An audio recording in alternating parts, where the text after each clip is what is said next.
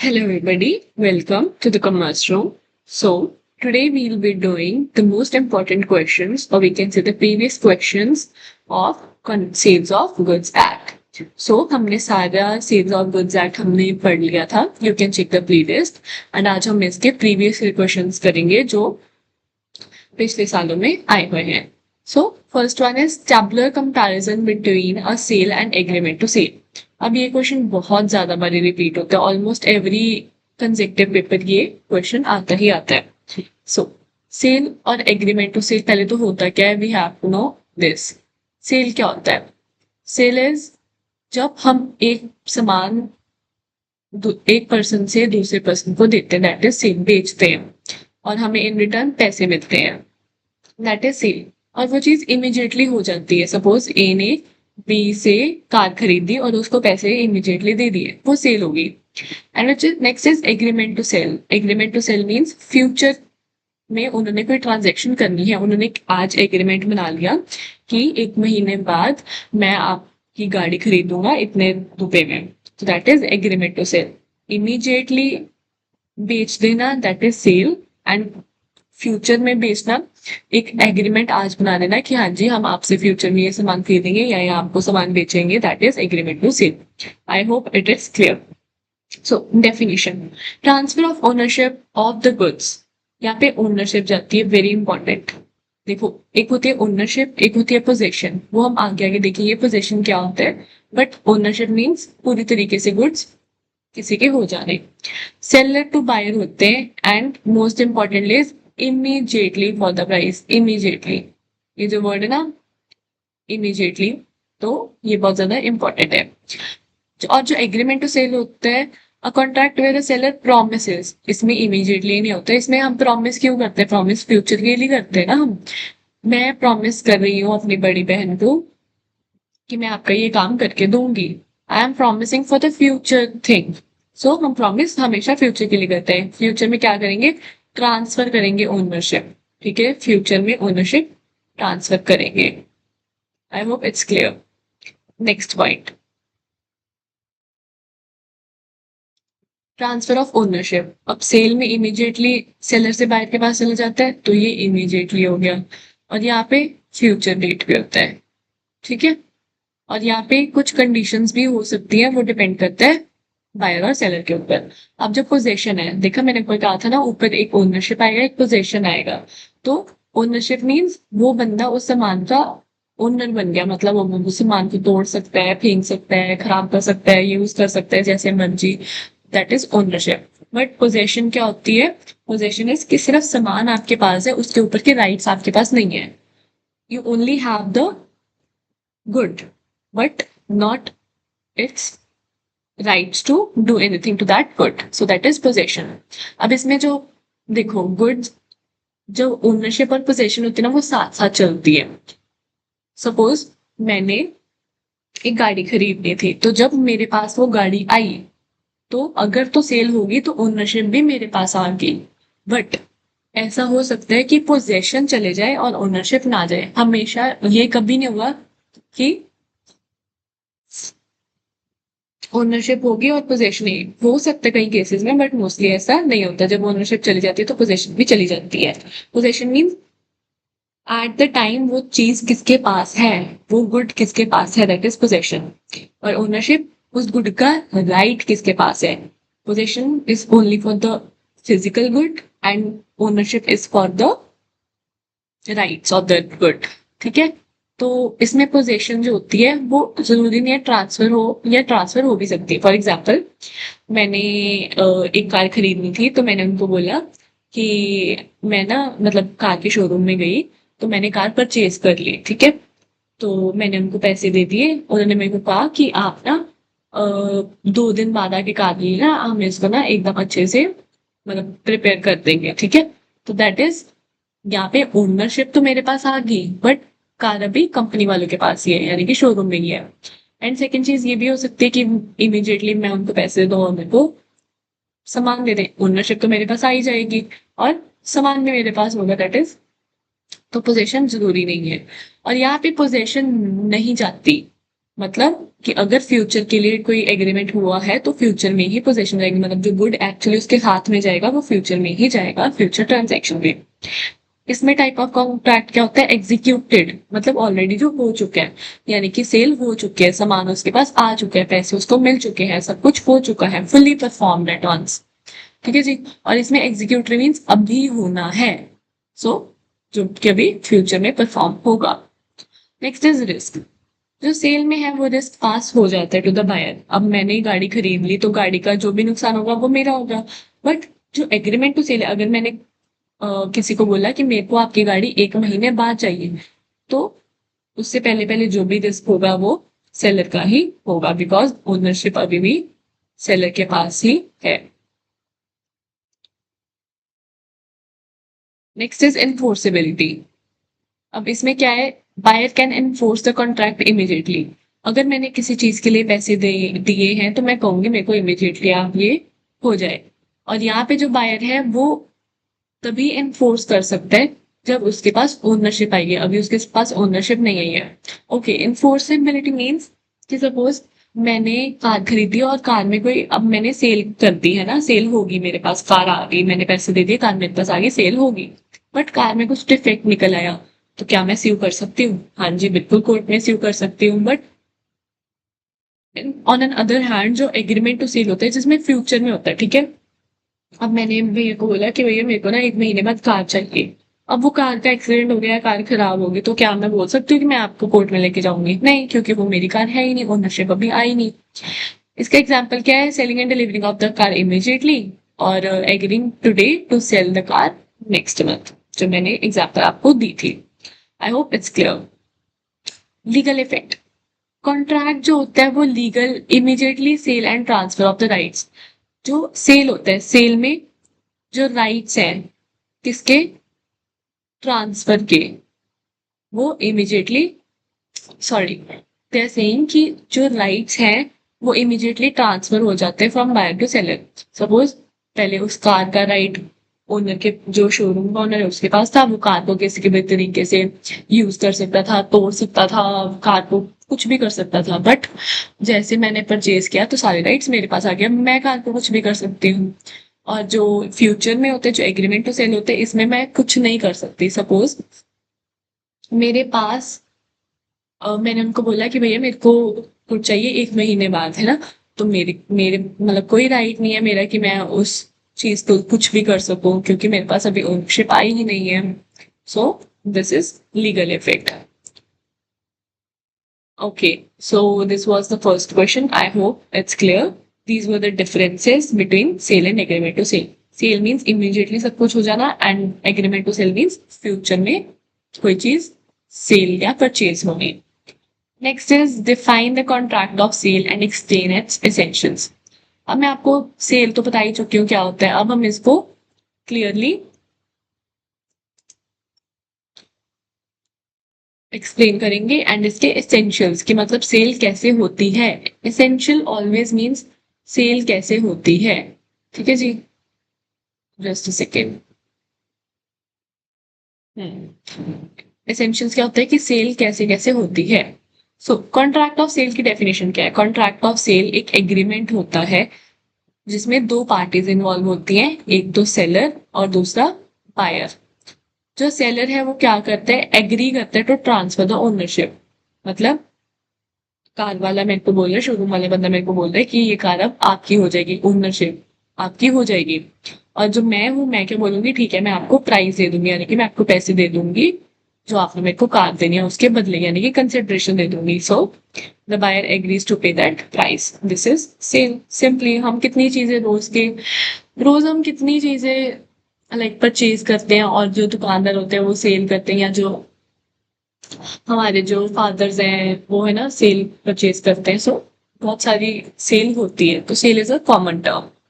अब जो सेल है उसके कुछ इसेंशियल्स हैं, यानी कि अगर ये चीजें होंगी तो ही सेल होगी।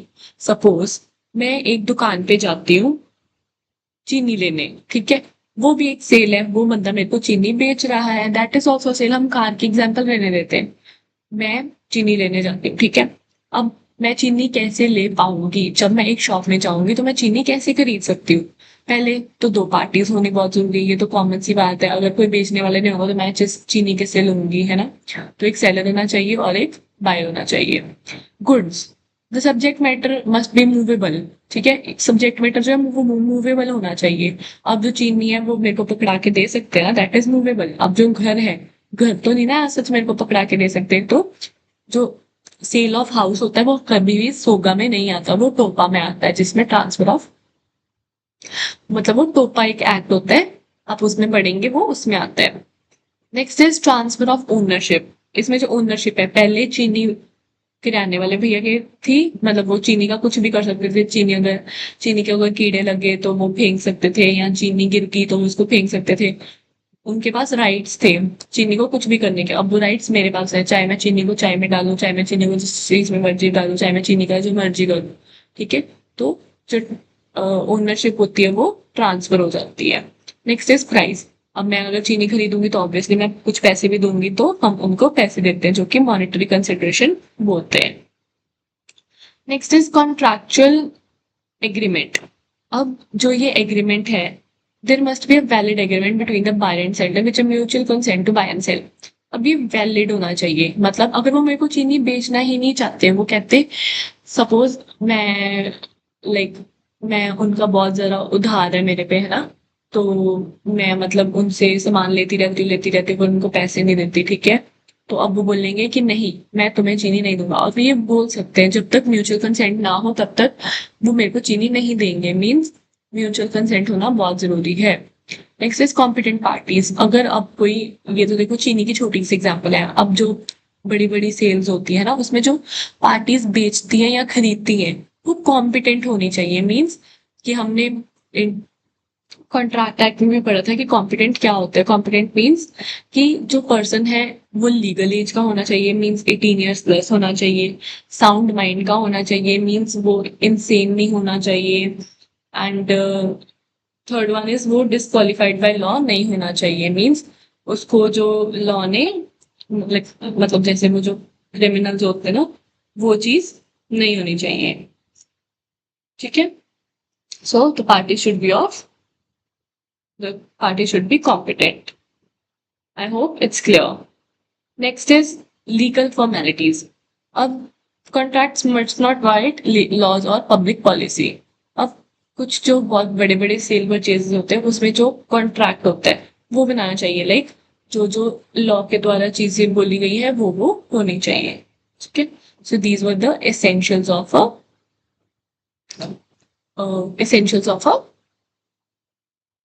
सेल, ठीक है?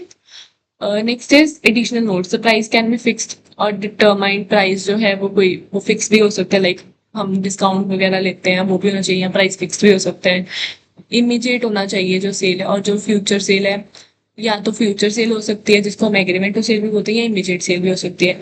जो गुड्स है वो एग्जिस्टिंग होने चाहिए, और जो सेलर है वो मैन्युफैक्चर करेगा, बाद में करेगा, ठीक है? कुछ इन तरीकों से भी जो सेल है वो हो सकती है। So next question. Next question is difference between the sale and the hire purchase. अब सेल क्या होती है और हायर परचेज क्या होता है?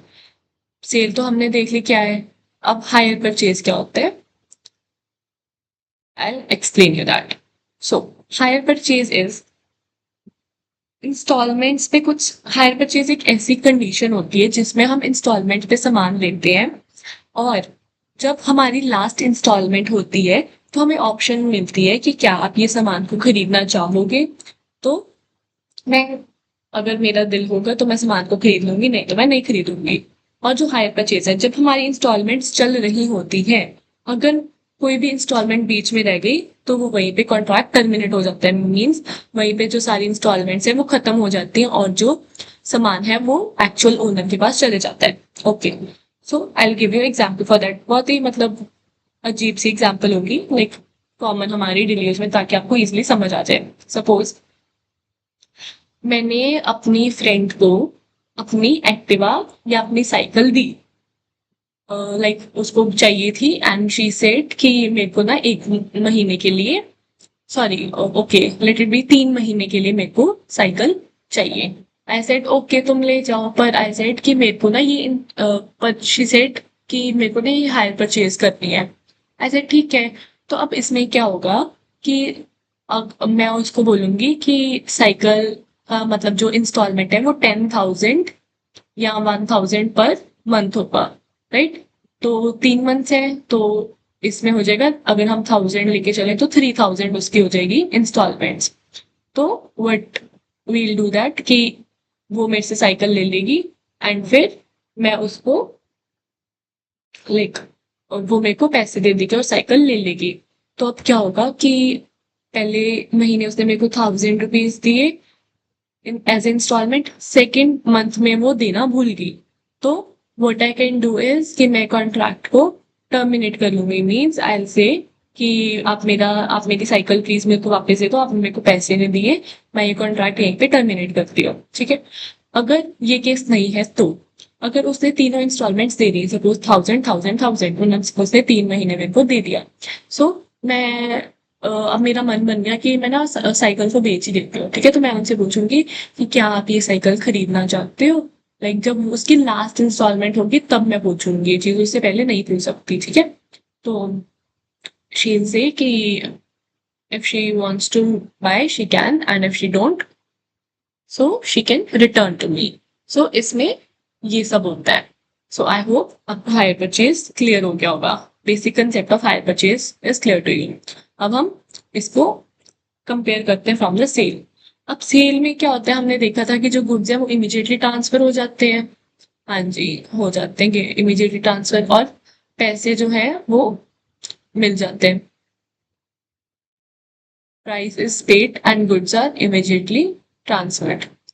और हायर परचेज में क्या होता है, बायर हायर्स द गुड।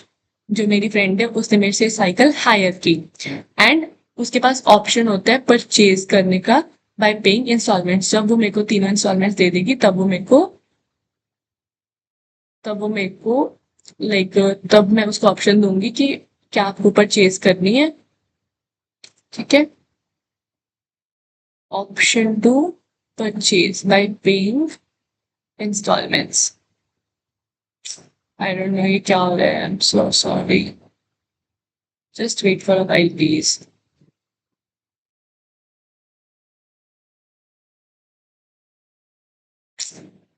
चलो ठीक है, लीव इट। तो यहाँ पे क्या होगा, ओनरशिप जो है वो फाइनल पेमेंट के बाद ट्रांसफर हो जाएगी अगर उसको चाहिए तो। अब ट्रांसफर ऑफ ओनरशिप यहाँ पे क्या होगा, इमीडिएटली हो जाएगा ट्रांसफर ऑफ ओनरशिप। इसमें क्या होगा, जो ओनरशिप है लाइक ओनर तो मैं ही हूँ ना साइकिल की, चाहे उसने इंस्टॉलमेंट पे ली है और वो इंस्टॉलमेंट के बाद खरीदना चाहती है तो खरीद सकती है, बट मैं स्टिल ओनर ही हूँ अभी। पोजेशन, इसमें पोजेशन भी इमीडिएटली ट्रांसफर हो जाता है, इसमें भी पोजेशन इमीडिएटली ट्रांसफर होता है, बट ओनरशिप लास्ट इंस्टॉलमेंट के बाद ही ट्रांसफर हो सकता है।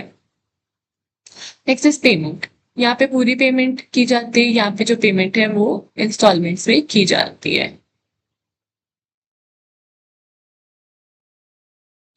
Next is risk. इसमें जो रिस्क है वो बायर का हो गया, अगर सपोज सेल होगी तो रिस्क ऑब्वियसली बायर का होगा। इसमें जो रिस्क है, we pass to the buyer on the possession. इसमें भी रिस्क जो है वो बायर के पास ही चला जाएगा, बट जो ओनरशिप है, लाइक मैं कुछ भी साइकिल के साथ कर सकती हूँ पर वो नहीं कर सकती। अगर बाई चांस कुछ हो जाए, बाई चांस एक्सीडेंट हो जाए तो then she has to bear it. वैसे वो अपनी मर्जी से खराब वगैरह नहीं कर सकती। Next is right to use. Buyer के पास पूरा पूरा यूज बायर के पास पूरा पूरा वो आ जाता है, यूज करने का सारे राइट्स आ जाते हैं। और यहाँ पे जो है, यहाँ पे बेच नहीं सकते, कैन नॉट सेल। जब तक पूरी पेमेंट नहीं होती तब तक वो गुड्स को यूज कर सकते हैं बट बेच नहीं सकते। टर्मिनेशन, यहाँ पे टर्मिनेट नहीं होता, यानी कि यहाँ पे वापस नहीं आती गुड्स सेलर के पास, पर यहाँ पे जो है वो टर्मिनेट हो सकता है, या वो पेमेंट ही स्टॉप कर दे या कॉन्ट्रैक्ट जो है वो टर्मिनेट हो जाए, जैसे मैं आपको बताया था कि उसने सेकेंड इंस्टॉलमेंट नहीं दी, ठीक है। नेचर ऑफ कॉन्ट्रैक्ट, इसमें क्या है, immediate transfer of ownership contract. इसमें contract is both hire and conditional sale combined. Hire भी है, मीन्स उसने इंस्टॉलमेंट पे हायर किया, और इस पे कंडीशन भी लगी हुई है कि अगर आप लास्ट इंस्टॉलमेंट पे करोगे तो ही हम इसको सेल करेंगे। इसमें लीगल इफेक्ट, जो बायर है वो लीगली वो हो जाता है।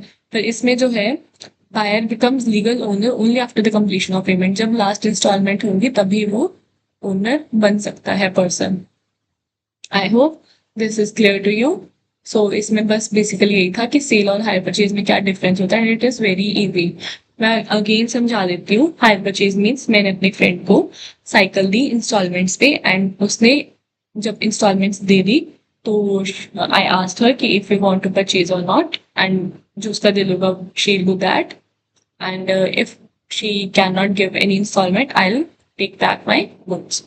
आई hope it's clear to you. Okay. So next is rules regarding the ascertainment of the price in the contract. अब हम जो पैसे देते हैं, ठीक है, हम प्राइस पे करते हैं। हमने कोई सामान लिया, सपोज मैंने चीनी ली, मैंने उसके बदले में पैसे दिए।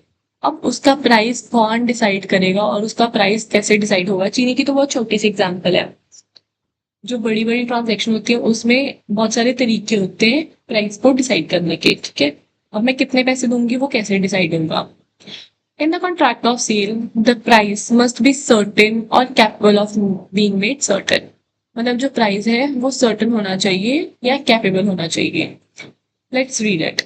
Price must be certain or capable of being ascertained. The price should be fixed by the parties at the time of contract. Price जो है वो फ्लक्चुएट नहीं होता होना चाहिए, मतलब पहले एक प्राइस बोल दिया, फिर एक प्राइस हो गया, फिर एक प्राइस हो गया, फिर एक प्राइस हो गया, नहीं, फिक्स होना चाहिए दोनों पार्टीज के थ्रू जब वो कॉन्ट्रैक्ट कर रहे हैं। It should be capable of being determined later by some method agreed upon the parties. वो बाद में भी डिटरमाइन हो सकता है। सपोज मैंने उनसे चीनी ली एंड उन्होंने बोला कि इतने रुपए किलो चीनी है। सो उन्होंने मेरे को बताया एंड हमने वहीं पे फिक्स कर लिया कि हाँ जी हम इतने प्राइस पे मैं आपसे चीनी लूंगी। That is capable of being asserted. Next is may be fixed by the contract. अब कई जो चीजें होती है वो फिक्स्ड होते हैं, वहां पे लिखा होता है फिक्स्ड प्राइस, ठीक है। तो यहाँ पे हम प्राइस को चेंज नहीं कर सकते। जो पार्टीज हैं वो एक प्राइस फिक्स कर लेती हैं। प्राइस में भी determined by some other methods agreed upon. कुछ और भी मेथड्स हो सकते हैं, जैसे कि थर्ड पार्टी आके प्राइस डिसाइड कर सकती है। मार्केट रेट क्या चल रहा है वो प्राइस डिसाइड हो सकता है बाय आर्बिट्रेशन और सम अदर एग्रीड मीन्स। कुछ भी तरीका हो सकता है प्राइस को डिटरमाइन करने का। अब जब थर्ड पार्टी पे हम डाल देते कि आप प्राइस डिसाइड करो। सपोज मैंने और भैया को और मेरा एक प्राइस डिसाइड नहीं हो रहा था चीनी का, है ना। तो हमने ना किसी और शॉपकीपर को बुला लिया कि भैया आप बताओ हमें मेरे को कितने में चीनी लेनी चाहिए, या आप प्राइस डिटरमाइन करो, है ना। तो पार्टी में एग्री रहते, third person will determine the price. दोनों पार्टीज के अगर वो होगी, कंसेंट होगी, तो ही थर्ड पर्सन आएगा। और जो थर्ड पर्सन है वो ही बाइंडिंग क्रिएट करता है। मीन्स दोनों के गुड फेथ में वो बाइंड क्रिएट करता है। मतलब ना ही वो जो थर्ड पर्सन है वो सेलर की साइड का होना चाहिए, ना ही मेरी साइड का होना चाहिए। सो जहाँ पे जो प्राइस है ये एक्सपर्ट के द्वारा डिटरमाइन होना चाहिए। Next is if the price is determined or determinable, contract is void, not determined. Okay. अगर प्राइस हम डिटरमाइन ही नहीं कर सकते, उसका प्राइस पता ही नहीं लग सकता कितना है। If no price is fixed or no method is agreed upon to determine the price, the contract fails for want of certainty. अब वो क्या बोल रहे हैं कि हम एक प्राइस डिसाइड ही नहीं कर पा रहे कि कितने प्राइस पे हमें सामान लेना या देना चाहिए, तो वो कॉन्ट्रैक्ट वहीं पे खत्म हो जाएगा। जो जिस कॉन्ट्रैक्ट में असर्टेन प्राइस है, जो प्राइस असर्टेन नहीं हो सकता वो इन्फोर्सेबल नहीं होगा, मीन्स वो कॉन्ट्रैक्ट वहीं पे खत्म हो जाएगा। प्राइस में भी पेड इन मनी और मनी इज वर्थ, यहाँ पैसे के द्वारा या जितने उसके पैसे बनते थे उनके द्वारा, we can say like barter system, but वो आजकल चलता नहीं, that is money only. So price जो है वो कैश में या कुछ भी ऐसे कुछ भी इन रिटर्न अगर मिल जाए तो, है ना, या जो समथिंग मॉनिटरी वैल्यू जिसकी कोई पैसे में वैल्यू होनी चाहिए वो सामान होना चाहिए। प्राइस में भी reasonable price when not fixed. अगर हम फिक्स नहीं कर पा रहे तो मैं रीजनेबल प्राइस दे दूंगी कि चलो ना आपका ना मेरा इतना ले लो, ठीक है, रीजनेबल है। ठीक है, अगर वो फिक्स नहीं कर पा रहे या कोई भी मेथड नहीं से किसी भी मेथड से डिटरमाइन नहीं कर पा रहे तो वो रीजनेबल प्राइस पे कर लेंगे। What is the reasonable price depends upon the circumstances, market rates and the nature of the goods। मतलब सर्कमस्टांसेस क्या है, किस कंडीशन में सामान लिया जा रहा है, मार्केट में वो क्या प्राइस चल रहा है, और जो गुड्स है उनकी नेचर क्या है। So these could be the reasons for determining the price. मतलब कि हमें प्राइस कैसे डिटरमाइन करना है, अगर हमने कोई सामान लिया है तो हम उसके कितने पैसे देंगे वो कौन डिसाइड करेगा, because that is something very important. ठीक है, ओके, सो ये समरी टेबल आ गया। Next is essential elements which must co-exist for the to constitution of the valid sale. ये सेम ऊपर हमने क्वेश्चन किया एसेंशियल एलिमेंट्स वाला, ये बिल्कुल सारे सेम है कि टू पार्टीज होनी चाहिए जिसमें एक बेचने वाला होगा एक खरीदने वाला होगा। ठीक है, एक पर्सन जो है वो खुद को सामान नहीं बेच सकता, right. Next is transfer of agreement to transfer ownership. मतलब हम ओनरशिप जो है वो ट्रांसफर करेंगे एक बंदे से दूसरे बंदे में, बायर से सॉरी सेलर से बायर में वो ट्रांसफर होगा, ओनरशिप ट्रांसफर हो जाएंगे। मींस अब मेरे पास राइट आ जाएंगे कुछ भी करने को। जो गुड्स हैं वो सब्जेक्ट मैटर होनी चाहिए, लाइक वो मूवेबल प्रॉपर्टी होनी चाहिए, और इसमें मूवेबल प्रॉपर्टी में हम मनी और एक्शनेबल क्लेम्स नहीं इंक्लूड करते। और जो गुड्स हैं उसको उसकी क्लासिफिकेशन भी है, उसमें 3 तरीके के गुड्स आते हैं, existing goods, future goods and goods to be manufactured. मतलब जो गुड्स ऑलरेडी सॉरी हाँ, जो गुड्स ऑलरेडी एग्जिस्ट करते हैं, जो फ्यूचर में गुड्स आएंगे, फ्यूचर में क्या गुड्स का प्राइस होगा, एंड जो गुड्स अभी मैन्युफैक्चर करने हैं। Next is price. मतलब अगर मैं किसी से सामान ले रही हूँ तो मेरे को उसके बदले में पैसे देने हैं, मतलब कोई कंसिडरेशन होनी चाहिए। फ्री में अगर हम सामान ले लेंगे तो वो सेल नहीं कहलाती, सो प्राइस उसको मिलना चाहिए। जो प्राइस है वो मनी की कंसिडरेशन में होना चाहिए, एंड जो बार्टर के साथ हम करते हैं उसको हम सेल नहीं बोलते। और जो प्राइस है वो सर्टेन और कैपेबल होना चाहिए। सर्टेन करने का मतलब हम उस प्राइस को डिसाइड कर सकते हैं। ठीक है, next is competency parties. Parties जो है वो कॉम्पिटेंट होने चाहिए कॉन्ट्रैक्ट करने के, लाइक वो साउंड माइंड की होनी चाहिए। हाँ, वो साउंड माइंड की होनी चाहिए, मीन्स इनसेन नहीं होनी चाहिए, माइनर नहीं होनी चाहिए, और नॉट डिस्क्वालीफाइड बाय लॉ। ये हम ऊपर पढ़ चुके हैं। Next is mutual consent. मतलब जबरदस्ती से किसी से कोई काम नहीं करवाना। जो सेल होनी चाहिए वो एकदम फ्री होनी चाहिए, कि अगर मैं बंदे को पोर्शन के साथ, यानी कि मैं डराऊं धमकाऊं, मतलब उसके सिर पे बंदूक रख दूं कि मेरे को ये सामान दे बेच, मेरे को ये सामान नहीं, ऐसा नहीं होगा। फ्रॉड के साथ मैं उससे सामान खरीद लूं, अगर उस बंदे ने मेरे को सामान नहीं देना था मैं किसी और को भेज दूं सामान लेने के लिए, कि फिर वो मेरे को आके दे देगा, ये तो फ्रॉड से हो गया ना। मिस रिप्रेजेंटेशन, गलती से, है ना, भी लाइक मेरे को भी नहीं पता था या उसको भी नहीं पता था, हमने फिर भी वो हो गया, वो भी नहीं होना चाहिए। मिस्टेक भी नहीं होनी चाहिए सेल करने में, या अनड्यू इन्फ्लुएंस भी नहीं होनी चाहिए, किसी के इन्फ्लुएंस में आके भी सेल नहीं होनी चाहिए। अगर सेल नहीं करना तो नहीं करना, इसमें फ्री कंसेंट होनी चाहिए। Next is lawful object and consideration. जो कंसिडरेशन है वो लॉफुल होना चाहिए, मीन्स ऐसा नहीं है कि हम बोल दें कि ड्रग्स को बेच दो, है ना, ड्रग्स की सेल कर दो, तो दैट इज नॉट लॉफुल, उसको हम सेल नहीं करेंगे। जो प्रोहिबिटेड गुड्स है वो उसकी सेल एकदम नॉट वैलिड है, मतलब वो इलीगल बन जाएगा। Compliance with legal formalities. इसमें जो फॉर्मेलिटीज है सेल में, या वो ओरल भी हो सकती है या रिटर्न भी हो सकती है। और कुछ जो चीजें होती है, फॉर एग्जाम्पल हमने कार खरीदनी है तो उसकी मतलब राइटिंग में सारी फॉर्मेलिटीज होती है, तो वो भी फॉर्मेलिटीज हमको पूरी करनी है। कि मैंने आपको थोड़ा जल्दी जल्दी में कराया है बिकॉज ये हम ऑलरेडी ऊपर कर चुके थे, एसेंशियल से क्वेश्चन रिपीट हुआ था। Okay, so this is about the first chapter. ये था सारा फर्स्ट चैप्टर।